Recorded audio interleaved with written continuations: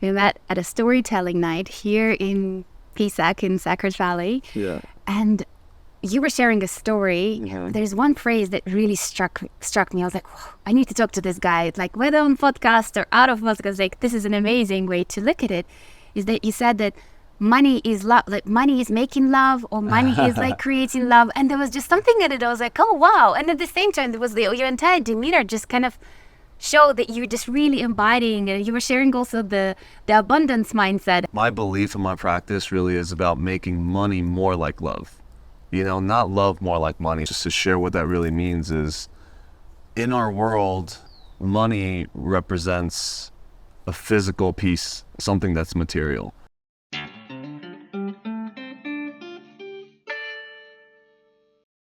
Welcome to the episode of On Emergence, a podcast on what it takes to be a human being.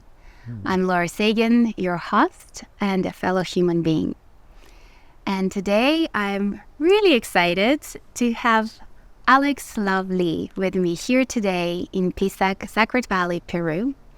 Alex, he is a real estate investor, investment educator, and a student of Course of Miracles. And I'm gonna give the words to you, Alice, to do an introduction, which you do a much better job at.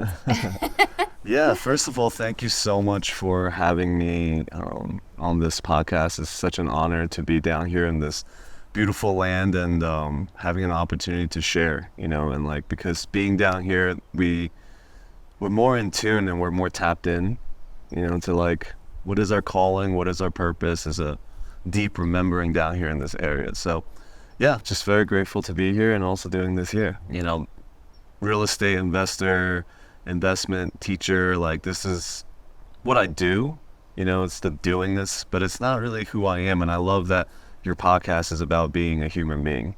You know, what does that all really mean? Like, we all associate ourselves in our own images and who we are based on the things that we do, you know, but who are we really? Like, that's really always the question.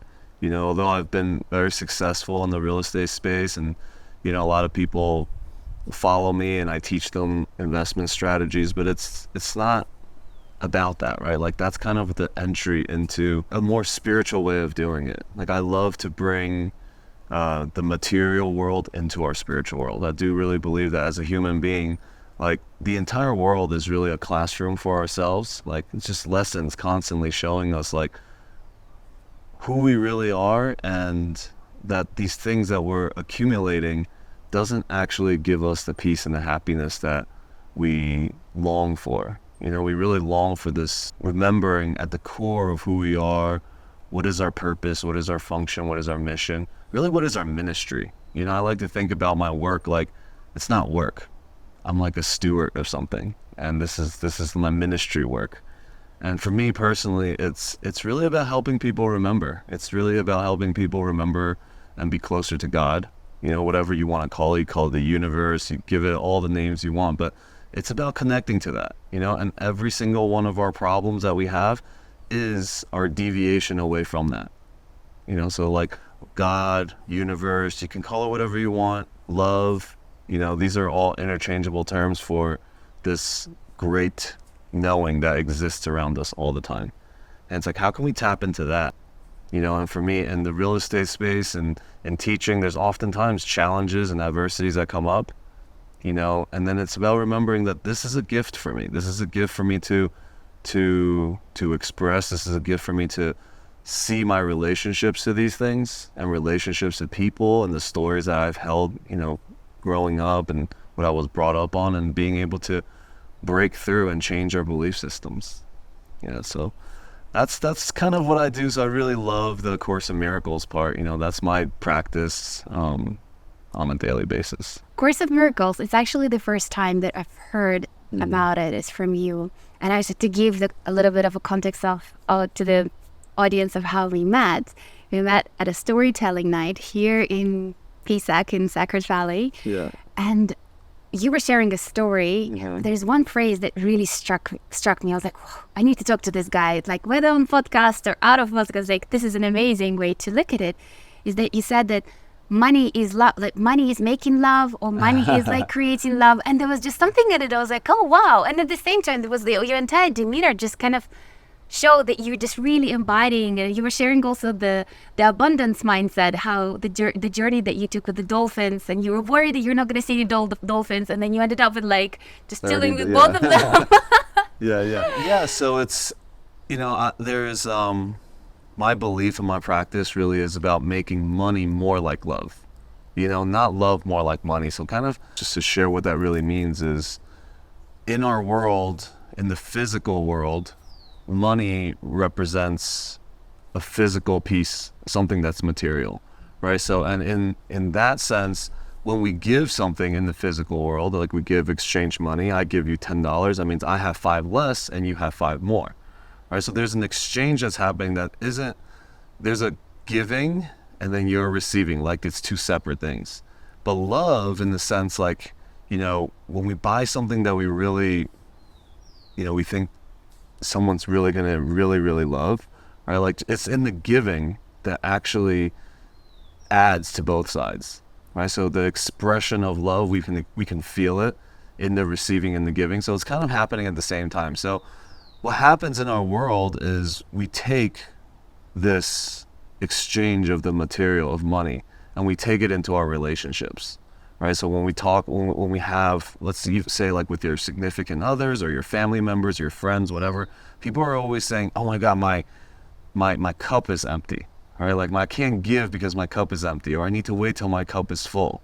That means there is like, I need to add here first and then I can give. But like, it's in the giving that your cup becomes full. And so the whole entire premise on making money more like love and not love more like money is that it's in the giving that your cup becomes full. So if we can shift the way that we relate to money, because most of us in the world, there's like an anxiety around money.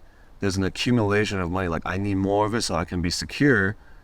But for me, like I've noticed that the more I practice giving and being generous and treating people to dinner, and when I hear somebody saying they really like something, I'm like, yes, it's my chance to go and like get it and gift it to them, and the relationships that I've built from just practicing that itself has been world changing, like 1,000 times what I was paying out in dollars, right? So like that concept itself of the giving and receiving, rather than having it happen separately, is that it happens at the same time, that it's in your giving that your cup is being filled. And so I that's my practice, and I truly believe in that. And the more that I do it, the more I have evidence as my belief system starts to change. How did you come about with it? Was it something that you kind of drank with your mother's milk? Or is it something that you taught yourself, or it was like an aha moment or a process that you went through? Because indeed, we do have this scarcity mindset like everywhere. And it, just before I click record, you shared about how we're all anxious, like their anxiety is everywhere. When we attach ourselves to the external things, we inadvertently start feeling fear that those things are going to be taken away from us. And with that, our security. So what was can you share a little? I'm curious about that moment. Yeah, so I mean, I think our society kind of is instilling this in us, is that we need to accumulate more things. Like the more things I have, the more I can add to the identity, the status of who I am, and then hopefully by accumulating more things, I find peace and happiness. I can find security.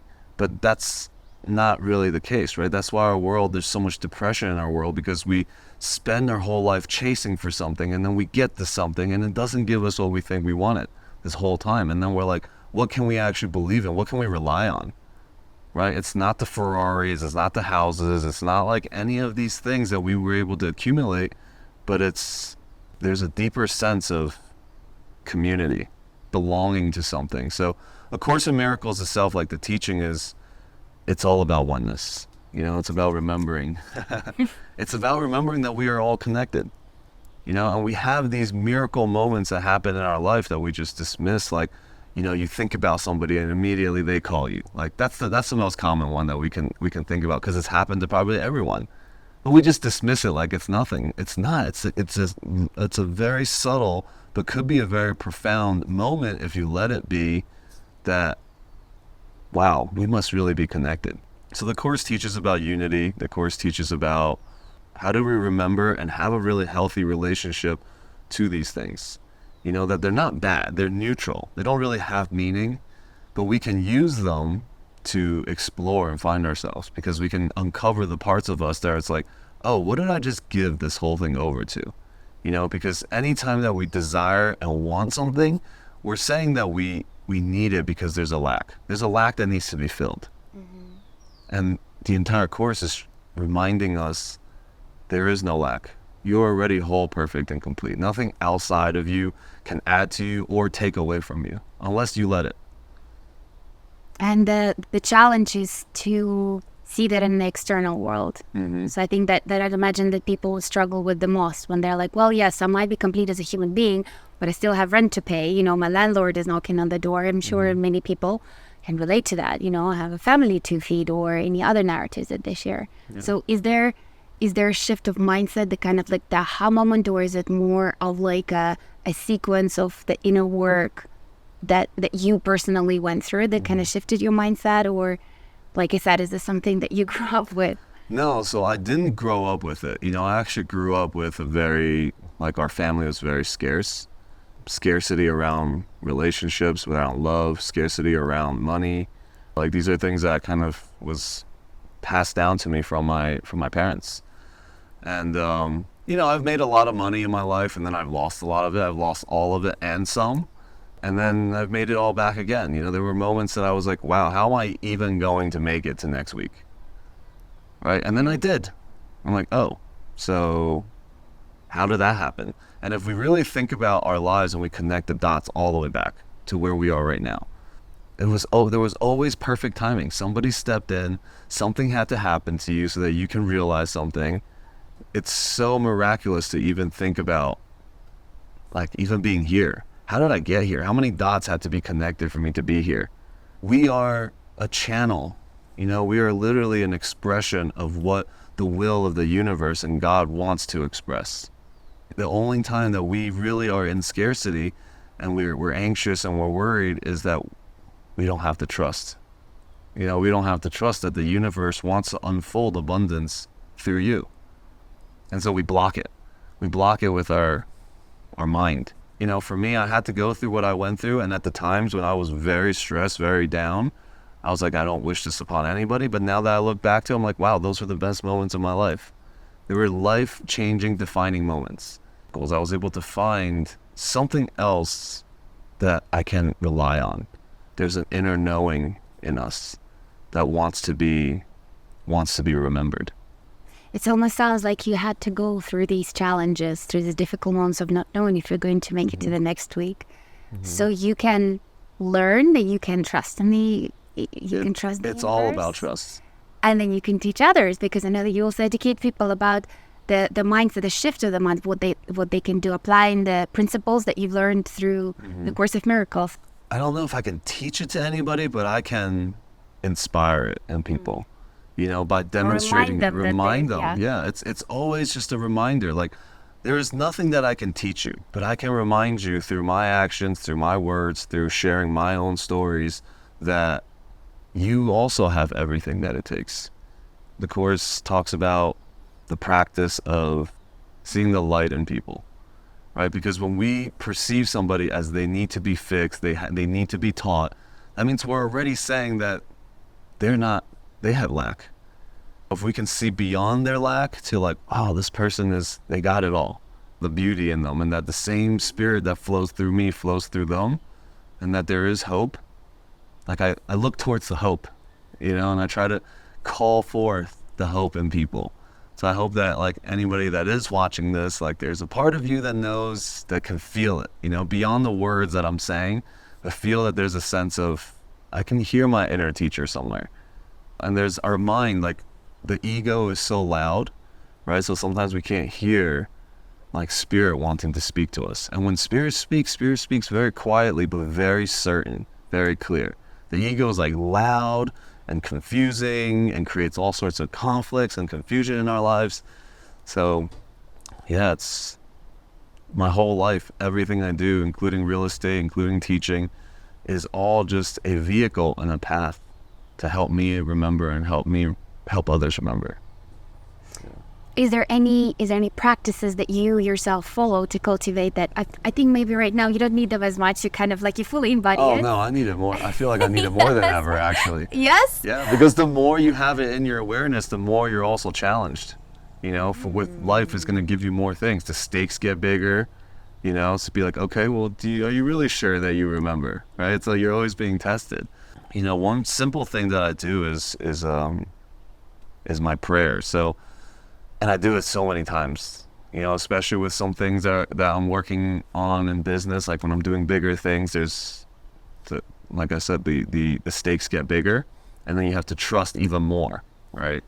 And so I always just say, like, God, show me a different way to look at this. If I'm ever feeling anxious, if I'm ever feeling worried, and sometimes I have to do it over and over and over again, like 1,000 times a day, because the worry comes right back. And then I find a little bit of peace, and then the worry comes back. We all have this, like our world is so set up in a way that everyone is worrying all the time. There's just this like not enoughness because we keep seeking outside of ourselves for validation and for safety, and we can never find it. The world is needing like this remembering, and so I pray, show me a different way to look at it. Because obviously I got myself into this. I'm not gonna be able to get myself out. I need some guidance.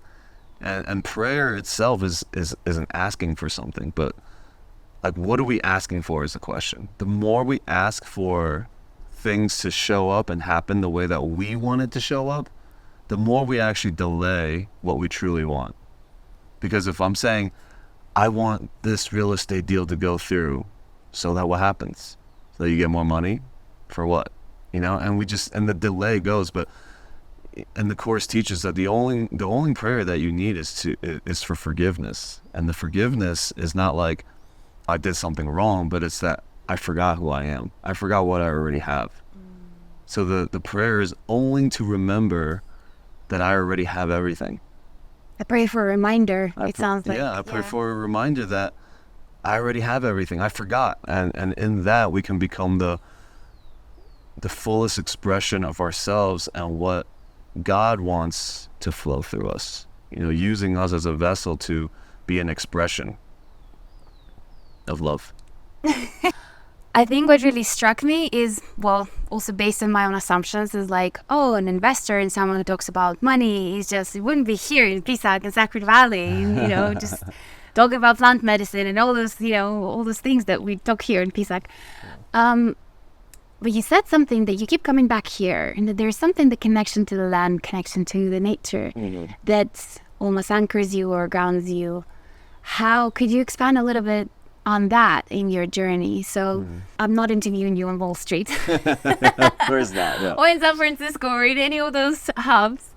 How's the calling that you feel to this place and places like these links and supports you in the journey that you're on in the more material world? So let me just kind of start from the beginning, how I even found this place. There's a book called The Celestine Prophecy, and that book, actually, I read it when I was like 16. It introduced me into a spiritual way of looking at things. I'm like, oh, this is interesting, and it takes place in Peru, so I'm always had like kind of Peru in my mind. And then during COVID, my wife now, but at the time we were just dating, she's Canadian and I'm, in the U.S. I couldn't go to Canada, she couldn't come to the U.S., so we decided, okay, where are we gonna go? There's Peru, Mexico, Bahamas. That was the 3 places that we had open. We ended up here in the Sacred Valley and got to learn a lot of the Andean traditions and their teachings. Everything is the same. It's about giving thanks to what we already have. It's about remembering, and so being here in Pisac, for me, it's a great way to slow down. In the Western parts of the world, there's a hustle always. And even here, I'm trying not to worry about the things I have to do at home and just be present here. But being here is a great reminder, because this land holds so many codes. Energetically feel it, and everybody feels it. And then you have the elders, the indigenous people holding the memories of that. and sharing it and teaching it to us. I think everybody here is like finding themselves beyond money, beyond material things. Like, who am I? What am I? That's a great question to ask. So being here in the Valley, this is like a place for me to go and return to, and I'm sure there's so many places in the world that people can have the same relationship to, but it's an interruption. It's an interruption to our everyday doing. So you don't see yourself like moving here and doing it, or is it not possible currently with your current line of work to just like move here? Anything's possible. I don't want to say it's impossible, right? But anything is possible. I can bring the spirit of here back to the States, back to the hustle and bustle, right? Because when I'm doing real estate, like I want to remember that it's not about making money. It's not about accumulating more properties. It's not about teaching more people. It's the way in which I do it. Like, how did I do it? How was my relationships while I'm doing this? When we buy an apartment building, I'm not here just to make money. Like, I'm now in like relationship to all the tenants here, to all the different people. And how do I make a difference, make an impact? The way in which we do it and the way in which we relate to it. But sometimes when we're just hustling in the US, you'll forget that. You forget that there is money and transactions and things like that happening. But what about your relationship with your partners that are in the deal? What about the relationship with anyone that you encounter doing this deal? Right? Because there's never an accident. Like 3, 4, how many people in the world? 4 billion people? 8 billion people? 8 billion people in the world, right? And millions of places to be. The timeline, thousands of years or millions of years, and you and I can end up in the same timeline, in the same place, having a conversation, making an impact with each other. Like, that is no small feat that happens, right? That is like winning the lottery 1,000 times in a row, and it probably still falls short from that. So like, how much of a miracle that is, right? So being able to bring this remembering back to the things I do over there. Why do you think it happens more, you see it more frequently, that people in the States, like kind of in the Western world, a mindset of scarcity is being developed? I spoke to some of the people that lived here for a while, and some of them actually on the podcast. And then there's the mentality here that people can rely on the community to fall back onto. It's just there's no need to accumulate. There's just an inherent trust that actually I am part of the bigger whole, and I can trust the universe, I can trust the community, I can trust the spirit. What is it that happens in the Western world that kind of severs that connection and changes the worldview? Yeah, so it's instilled in us that we get good grades, get a good job, make money, have a family, and then what? It's like it's all around things that are outside of us to complete us. So as we keep doing more of that becomes more real. And then there's a part of us that's like, this is totally not what I signed up for. That's why so many people have like midlife crisis, because they've just been their prime time of their life, they're just spending working, because they think working equals money equals accumulation of something that is going to satisfy this anxiety that I have about living like this. And the more that we suppress this wanting to be fully expressed in our creativity, in our passions, pursuing our passions, the more we put that aside, the more that anxiety starts to build. So the scarcity comes from, we keep accumulating things, but these things never give us what we want. So it's like more, and the more that we want more, the more that we actually experience the lack in ourselves, and then we don't know how to get out of it. So here in the Valley, and a lot of places in the world where there's not a lot of money, right? It doesn't cost a lot to live here also. Like, people can always rely on like sharing their gifts to be able to support themselves and get by to the next day. And then as you continue to see, all right, I don't need the money. Oh, hello. Hi.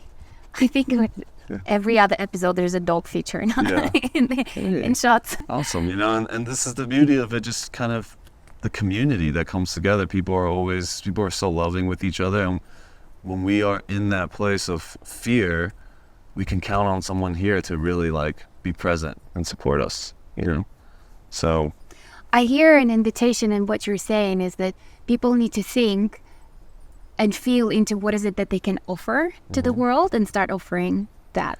I think for sure that is a big part of it, is that like we all have a message, we all have a piece of the garden that we need to tend to, and this is yours. You make it as beautiful as you can, but our world and our society has trained us to look out from our garden onto other people's gardens and compare it. And we're no longer tending to our gardens. We're no longer tending to this fire that is inside that wants to come through. We have a message. We are part of something that is much, much greater. If we can spend more time contemplating on what that is, and it comes through like our passion. What do you love to do? Can you do more of that? You know, what would have you spend 5 hours doing something and feeling like it's only been 3 minutes? If I find something that I'm doing and I'm like, oh my God, 5-10 hours have passed and it feels like it's only 5 minutes. Like, you know, you're close to that. You know that. And then from there, all the things you share, the people you talk to, the interactions that you have, it's all going to be inspiring. What is the activities? Can you give example? I'm super curious. What is it that places you in that wormhole of time is just an illusion? Where you just lose yourself? Because I can relate to that. Some of it is actually editing the podcast. I was like, I lose myself. Yeah. Something fills us up and excites us. Like, enthusiasm is super important about what you're doing. Because I've had a lot of money, lost a lot of it, made a lot of it, I feel deeply for people that struggle financially. And so when I get a chance to speak about it, like, I can do it for 10 hours straight and feel like it's only been like 10 minutes.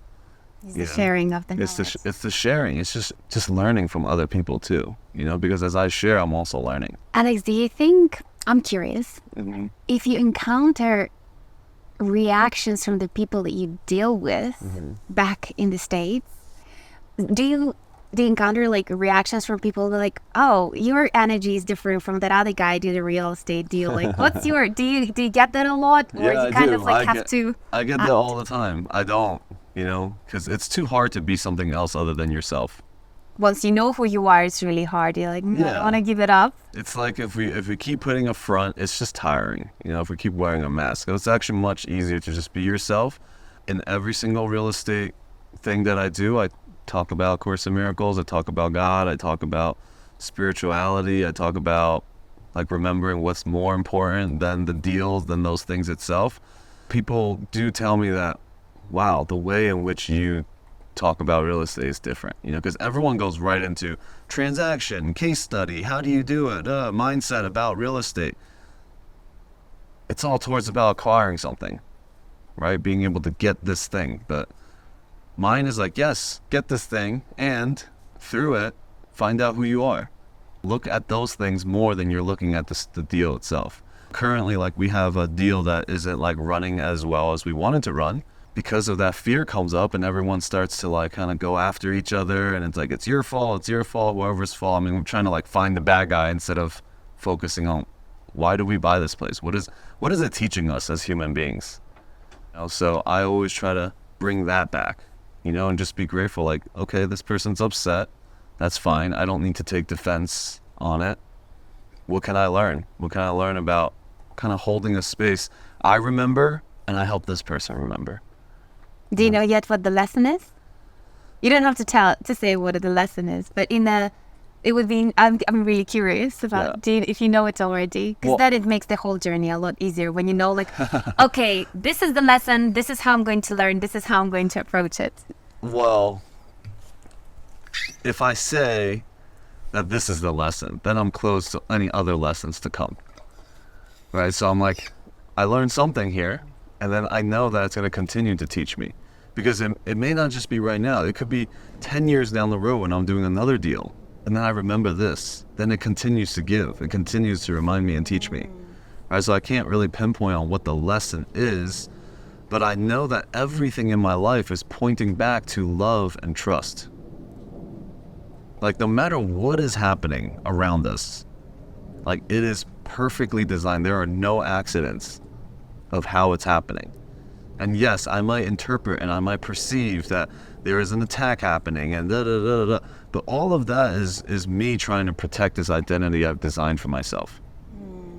And so, I know the lesson in it is humility. One, I've created an image for myself. I feel attacked. That means da da da da da happens after. And it's all made up. If somebody says your shirt is ugly, and you don't care about that, and you don't take an offense to it, then it's nothing. But for me, if you say, hey, your shirt's ugly, and I just go crazy, bonkers, and react, which way is the proper way to react? Respond. Which one was the truth? So we just make up these things. What are we trying to defend? That's the question. What do we value that we're trying to defend that we made up ourselves that isn't the truth? And then look into that. Yeah, and then that becomes a lesson, and then it just keeps. If you're in that space, the blessings and the lessons just keep coming. It's in gratitude. When we feel gratitude, it overtakes any other fears and anxieties and worries. And the more you can give thanks about something, the more thankfulness and gratitude and blessings just continue to spread. I can get into an altercation with somebody who's right, who's wrong, but ultimately that just brings more conflict. It increases the size of the conflict, and it becomes more real for you. Then we attach to something else later, and then this becomes like a trauma, and then and then we blame this happening for what's happening, another time, and it's like, where does it end? As we focus on conflict grows, and it starts to get all ingrained into other parts of our lives. If we focus on gratitude and being thankful, and then that expands. I've heard 3 practices, as I'm trying to tease that in, it's like applicability. How can people apply? So gratitude practice, prayer, and sharing. So sharing your gift. Find what is it that lights you up, and do more of that, and share it with the others. Yeah. And just give more. The practice of giving. Give more, and give without a string attached to it. Well, when you're giving in that way, I can also see you're trusting that whatever you're giving, you have plenty of. Because otherwise you wouldn't be giving. So it's like there's a... Yes, and recognizing that if you're giving from the well of the universe, it is infinite. You're taking water or whatever out of it, and it is not going down. That's abundance right there. But if you think you're taking from a well that you've created, then every time that water comes out, you're counting it. You're like, uh-oh, I'm down to my last half part of the well. All right, so it's connecting our cup or our well to the universe, God's well, and then giving from that place. And just knowing that in that giving, I now remember that this is an infinite well, and how much you receive from that remembering is a million times infinitely more receiving than what you just gave. When it comes to investments, out of all the types of you have the just financial assets, you have the indices, you have precious metals, you have cryptocurrency right now. Real estate is one of the things that I personally feel also quite aligned to.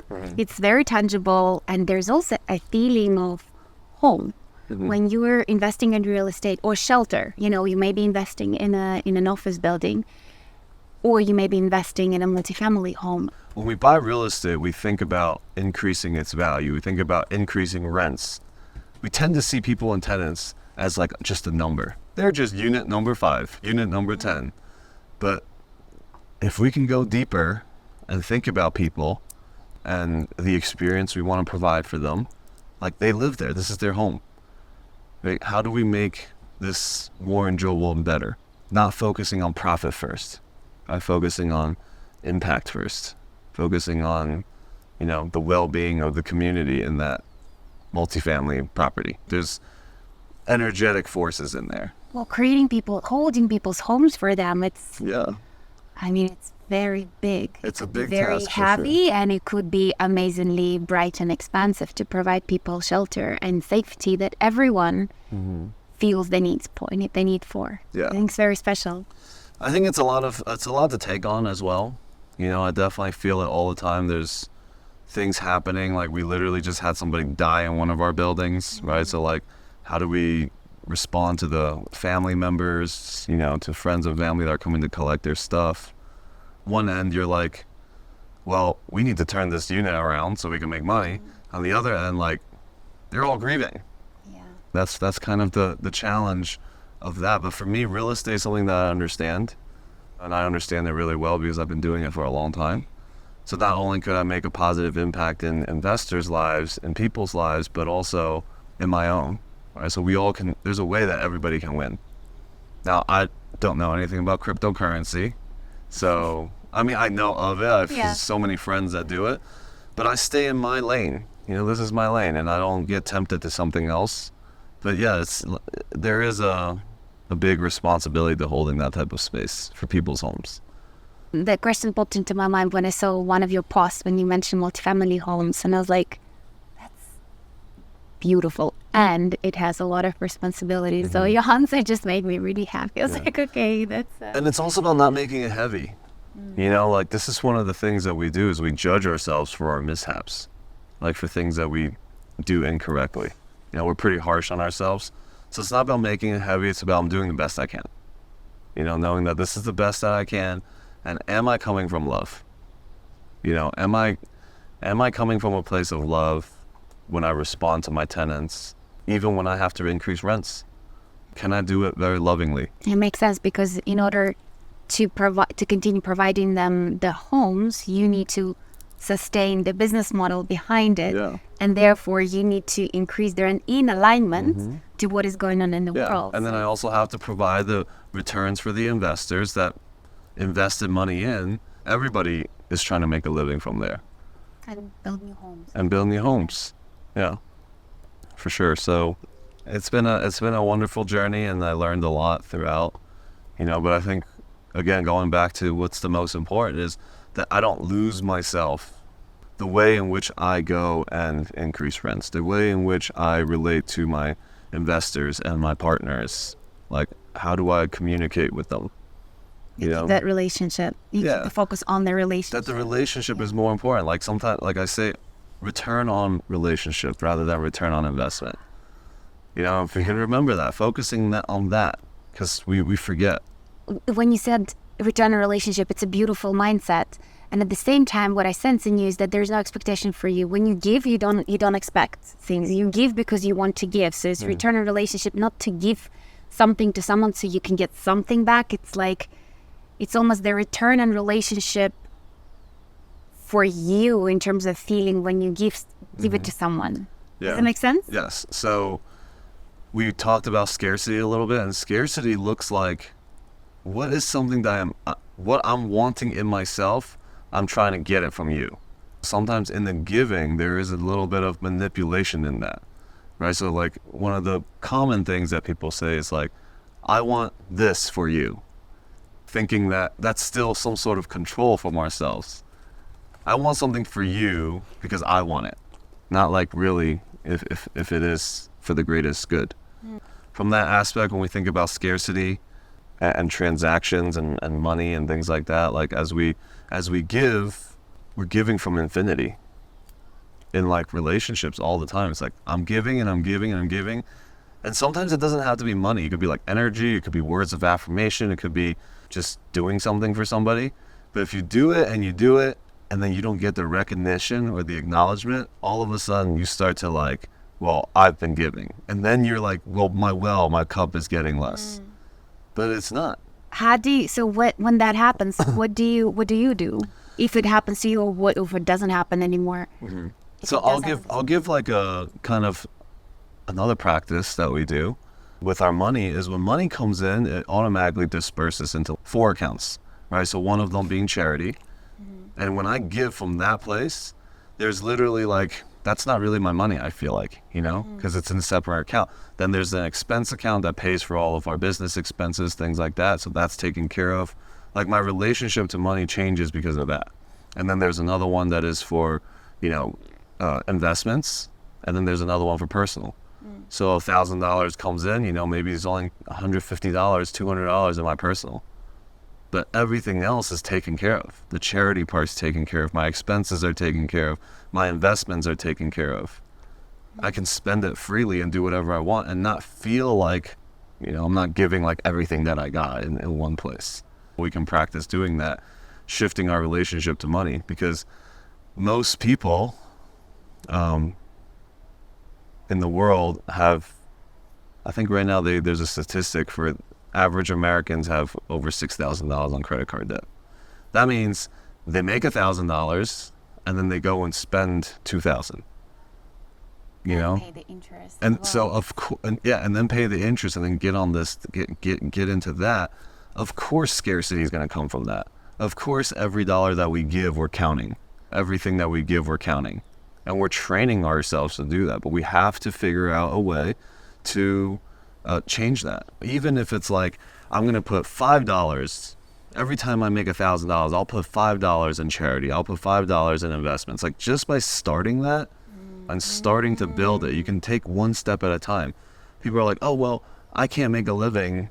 I can't pay my bills if I try to do that. Of course you can. Even on a very simple level, when I first started, is I just put 10% away.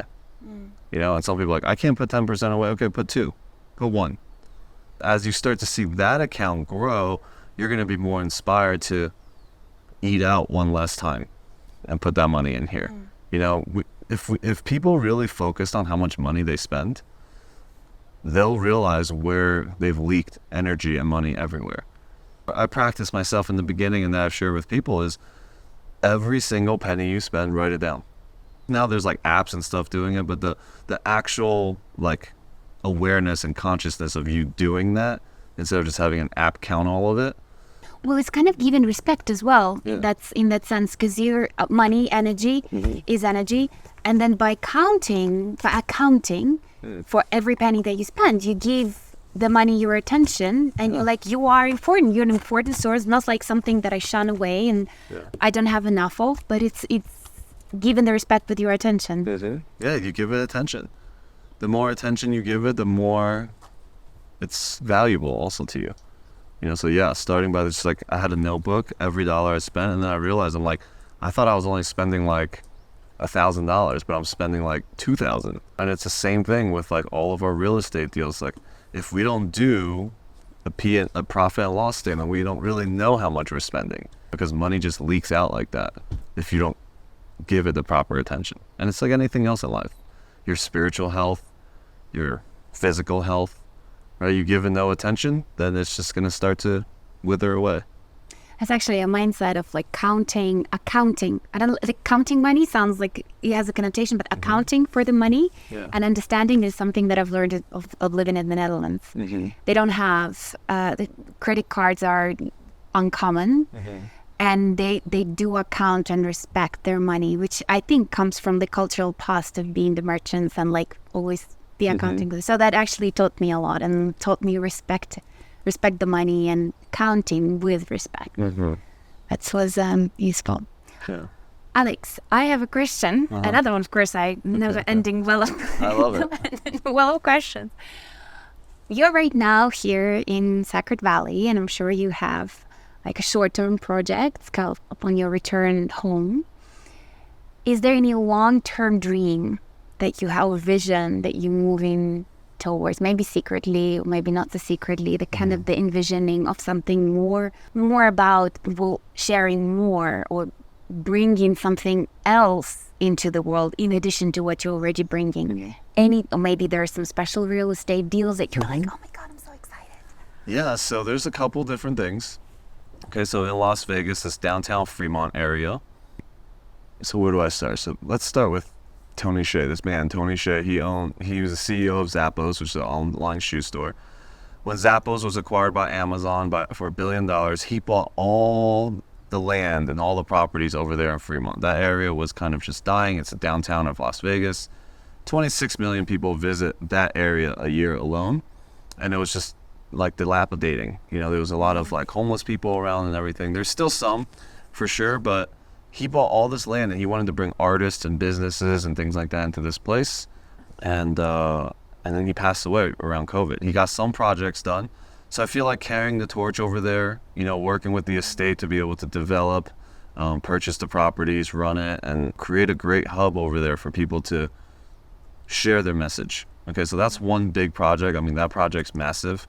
The other thing that I'm doing that's much larger is I'm basically democratizing and changing the way private equity is done. Right now, currently, you have BlackRock and Vanguard, and these guys, they have a fund, They own everything basically, and everyone's 401ks, retirement, pension, and whatever goes into these funds. They own 40% of every single company in the S&P 500. These companies run the world, and you have a fund that owns them, places the people on the board. They have this massive control, and everyone's money's going in there, and yes, they're offering some kind of return, but it's minuscule compared to what they're even getting. What I want to build is I want to give people the opportunity to become fund managers next to our fund. And I know this is like very, very complex. We're going super deep, but ultimately we're helping everybody create their own financial institutions themselves. They become a financial institution. They'll have the opportunity to be able to invest in places that most Americans can't invest, because there's something called an accredited investor and a non-accredited investor, right? And 95% of the people in the U.S. falls in the non-accredited. You need to have a certain threshold of capital to be an accredited investor. So that means they also don't have the opportunity to invest into things that the accredited investors can. So it's almost like creating that division more and more. So I want to collapse that, that model, and then create a new one, giving people that opportunity to, one, be able to make money, understand money, and then being able to actually help other people invest. Right? So it's kind of like we create an extra layer around the model that exists today. And then as they grow, they can create their own fund, whether it be in, some kind of venture fund, or maybe it's a hotel fund, maybe it's a storage fund. But every single one of these funds, they operate on a blockchain. Blockchain itself is a smart contracts. What that does is it creates accountability and transparency, right? So when enough people adopt to this, think about if people demanded from Wall Street and Vanguard and BlackRock to be on blockchain. Now like you can't take away zeros and hide things and add zeros and whatever it is that they are doing now. The way in which business is done is going to change in the world. That profit first might not be the best method. And then as consciousness shifts across the collective, business is going to be done from impact first versus profit first. It's almost like relationships first, even, because contract is a relationship. Exactly. When people enter in a contract, first. they enter a relationship. I'm really curious about that. And then the second part of that is there is a tithing. There is a charity part to every single fund that donates to our nonprofit venture fund. And this right now is going to go towards kids that are aging out of foster homes. It's going to go towards kids that are rescued from human trafficking. And it's not just like, here's money, here's a dormitory for you guys to stay. It's literally, how can we, one, give them the proper personal development, transformation, therapy, that they can take the story of their past and be empowered by it rather than be disempowered. So like phase one is to help them reframe their life. So then now they find like, okay, here's a purpose. Phase two is to now, what do you do with it? What is a service or a product that you can create that will solve a problem using like your past? Whatever they're going to create is probably going to be super beautiful. And we will have phase two is the mentors, founders that have exited 9-10 figures on their companies, CEOs, CFOs of companies that can come and become their mentors and help them like design the business plan. And then this nonprofit fund comes in and partners with them, and then they take this product to market. They have the right story, they have the right mentors, they have the right funding. Their product's going to be successful. And so as we're partners, our nonprofit fund is self-sustaining also. It's not like anybody's making money, but the company itself is being sustained through the partnerships and through these contributions from our funds. And the same thing goes for kids that are rescued from human trafficking. It's all they've known. But if we can help them reframe to start, not only are they going to be able to come back into society, but they'll be able to thrive in society. They'll have like deep purpose because their story anchored them in their offering and their gifts and their messages. Well, and that's a gift because most people don't even know what their message is. But it takes looking at your past and your stories. That's why most people that teach whatever it is that they teach or coach on or mentor on is things that they are working and have worked on themselves. So that's the gift. Like we find our message, from looking at our past and reframing it and being empowered. Our stories. Yeah. I'm so deeply connected to helping people that are financially struggling because I was there once. I felt the pain and I never want that to happen. So as that's happening, I'm like, I can do something about it. And that's why I deeply connect to people in that place and I want to serve in that place. And yeah. I'm really glad I asked that question. I know. Holy crap. Alex, thank you so much for sharing your story. Yeah, thank you for the opportunity. How can people find out more about the work that you do if they have questions, if they want to connect? Of course, I invite people to subscribe to the podcast on YouTube and other podcast platforms, but how they can find you, and I will also leave it in the show notes. I'm very active on social media, so if you just go to Alex Lovely and all the different handles, that's that. And if you want to join any of our free calls that we do throughout the weeks and just kind of get into what we're doing, just go to alexlovely.com and register for any of the calls. I teach real estate. I do a Course in Miracles call twice a week. These are all things that it's for free. I share freely. I want to reach and touch as many people as possible. Well, you're actually about to do a Course in Miracle calls right now in like about 40 minutes after our call, right? Yeah, exactly. And just so twice a week. Sundays are at noon Eastern time. Wednesdays at 10 Eastern time. So it's a great way to start and just get grounded before you go on about in your day. Yeah. Perfect. So thank you so much, Alex. Thank you for the opportunity. Thank you. Yeah. Thank you for joining us to this episode of On Emergence today. If you have any questions to Alex, I'll leave the links in the show notes below. If you're watching it on YouTube, on Spotify, feel free to reach out to me directly on emergence.com. Once again, thank you for your attention and your time. I'm Laura Sagan, your host of On Emergence, a podcast on what it takes to be a human being.